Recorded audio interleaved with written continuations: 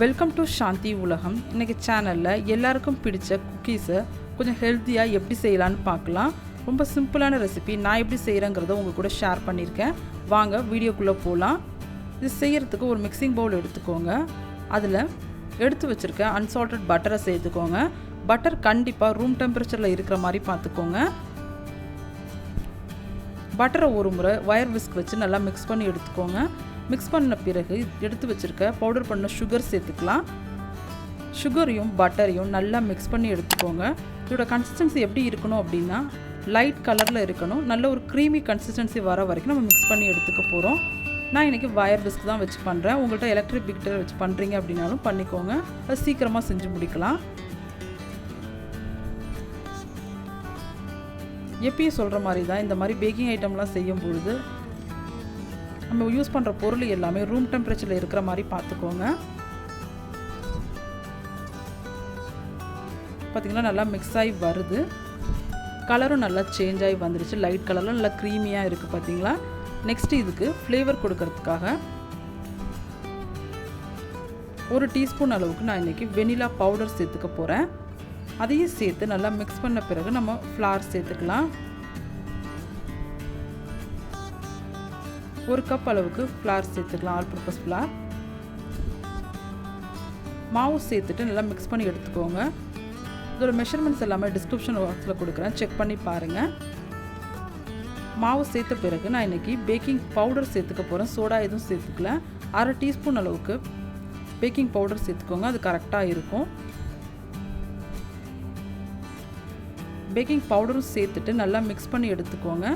இதோட மிக்ஸ் பண்ணும்பொழுது ரொம்ப பிரிஞ்சு இருந்துச்சு அப்படின்னா திரியாக ஒன்று சேராமல் இருந்துச்சு அப்படின்னா கொஞ்சமாக ரூம் டெம்பரேச்சரில் இருக்க பால் சேர்த்துக்கோங்க. அப்படி இல்லைன்னா ரூம் டெம்பரேச்சரில் இருக்க தண்ணி சேர்த்து நல்லா மிக்ஸ் பண்ணி எடுத்துக்கோங்க. முடிஞ்ச அளவுக்கு பால் சேர்த்துக்கோங்க. அதான் நல்ல ஒரு டெக்ஸ்சர் கொடுக்கும். ஃப்ளேவரும் நல்லாயிருக்கும். ரொம்ப ஓவர் ஹார்டாக பிசையாமல் விரலை வச்சு நல்லா பிசைஞ்சு எடுத்துக்கோங்க. நல்லா சாஃப்ட் டவ்வாக இருக்கணும். பார்த்திங்கன்னா தெரியும், இந்த மாதிரி விரலை வச்சு நல்லா பிசைஞ்சு எடுத்துக்கோங்க. அவ்வளோதான், மாவு ரெடி ஆகிடுச்சு. இது இருக்கட்டும். நெக்ஸ்ட் நம்ம ஸ்டஃபிங் ரெடி பண்ணிக்கலாம்.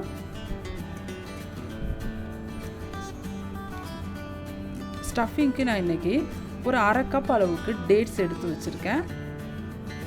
இது கூடவே கொஞ்சம் ஃப்ளேவர் கொடுக்கறதுக்காக ஏலக்காய் பொடி சேர்த்துக்க போகிறேன்.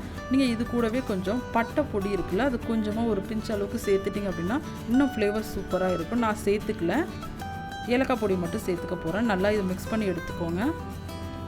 மிக்ஸ் பண்ணிவிட்டு நல்லா ரோல் பண்ணி எடுத்துக்கலாம். பார்த்திங்களா, இந்த மாதிரி ரோல் பண்ணி எடுத்துக்கோங்க. இதே அளவுக்கு நம்ம மாவையும் எடுத்துகிட்டு அதுக்குள்ளே வச்சு ஸ்டஃப் பண்ணி எடுக்க போகிறோம். இது வெளியில் தெரியாத மாதிரி நல்லா ஸ்டஃப் பண்ணி எடுத்துக்கோங்க. டேட்ஸை மிக்ஸ் பண்ணும்போது உங்களுக்கு பிடிக்கும் அப்படின்னா கொஞ்சம் எக்ஸ்ட்ரா பட்டர் சேர்த்துட்டிங்க அப்படின்னா சூப்பராக இருக்கும். நான் சேர்த்துக்கல. அது சேர்க்கும் போது எக்ஸ்ட்ரா ஃப்ளேவர் கிடைக்கும். வேணும்னா சேர்த்துக்கோங்க. ஒரு 1 டீஸ்பூன் போல் சேர்த்து நல்லா மிக்ஸ் பண்ணி எடுத்துக்கோங்க. கேப் தெரியாத மாதிரி நல்லா ரோல் பண்ணி எடுத்துக்கலாம். இதோட டேட்ஸ் பேஸ்ட் நான் எப்படி ரெடி பண்ணேன் அப்படின்னா உள்ளே இருக்க சீடையும் மேலே இருக்க தோலையும் எடுத்துகிட்டு இட்லி பாத்திரத்தில் வச்சு ஒரு 5 நிமிஷம் போல் ஆவி காமிச்சிட்டு சாஃப்டாக வந்த பிறகு நான் அப்படி பேஸ்ட் பண்ணி எடுத்திருக்கேன். தண்ணி ஊற்றிலாம் வேக வைக்க தேவையில்லை. நீங்கள் இட்லி பாத்திரத்தில் ஆவியில் வச்சாவே போதும், நல்லா சாஃப்டாக வந்துடும். பார்த்திங்கன்னா தெரியும், நல்லா சீல் பண்ணி எடுத்தாச்சு. இதை நல்லா ஒரு முறை ரோல் பண்ணிவிட்டு நமக்கு பிடிச்ச ஷேப்பில் நம்ம கட் பண்ணி எடுத்துக்கலாம். முடிஞ்ச அளவுக்கு குட்டி குட்டியாக கட் பண்ணி எடுத்துக்கோங்க. நம்ம உள்ள ஸ்டஃபிங் வேறு வச்சுருக்கிறதால நம்ம பெருசாக கட் பண்ணோம் அப்படின்னா வேகிறதுக்கு லேட் ஆகும். சாப்பிடவும் டேஸ்ட் அவ்வளோ நல்லா இருக்க மாதிரி தெரியாது. அதனால் சின்ன சின்ன பீஸஸாக கட் பண்ணி எடுத்துக்கலாம்.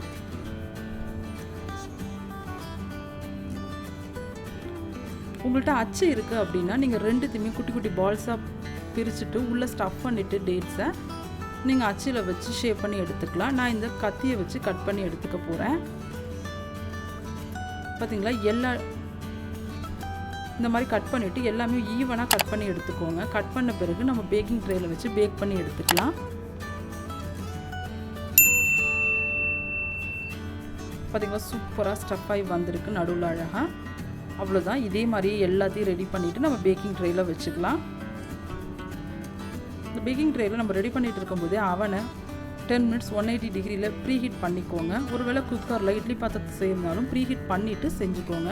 இந்த மாதிரி அரேஞ்ச் பண்ணிவிட்டு ஃபோர்க் வச்சு அழகாக ஒரு ஷேப் கொடுத்துக்கோங்க. அது பேக் ஆகி வரும்போது பார்க்க நல்லாயிருக்கும். நெக்ஸ்ட்டு பேக் பண்ணி எடுத்துக்கலாம். 20 மினிட்ஸ் 180 டிகிரியில் பேக் பண்ணிவிட்டு பார்க்கலாம். பார்த்திங்கன்னா லைட்டாக கலர் சேஞ்ச் ஆகி வந்துருச்சு. அவ்வளோதான், ரெடி ஆகிடுச்சு. இந்த சூப்பரான ரெசிபியை நீங்களும் ட்ரை பண்ணி பாருங்கள். ட்ரை பண்ணி பார்த்துட்டு உங்களோட ஃபீட்பேக் கமெண்ட் பாக்ஸில் கொடுங்க. இந்த ரெசிபி பிடிச்சிருந்ததுன்னா லைக் பண்ணுங்கள், ஷேர் பண்ணுங்கள். என்னோடய சேனலை சப்ஸ்கிரைப் பண்ணாதவங்க சப்ஸ்கிரைப் பண்ணிக்கோங்க. பார்த்திங்களா, உள்ளே சாஃப்டாக வெளியில் கிறிஸ்பியாக சூப்பரான குக்கீஸ் ரெடி ஆகிடுச்சு. சேனலை சப்ஸ்கிரைப் பண்ணிவிட்டு பக்கத்தில் இருக்க பெல் ஐக்கான் கிளிக் பண்ணிக்கோங்க. அப்போ நம்ம போடுற வீடியோ உடனுக்குடனே நோட்டிஃபிகேஷனில் வரும். நெக்ஸ்ட்டு ஒரு சூப்பரான வீடியோவோட உங்களை மீட் பண்ணுறேன். Thanks for watching.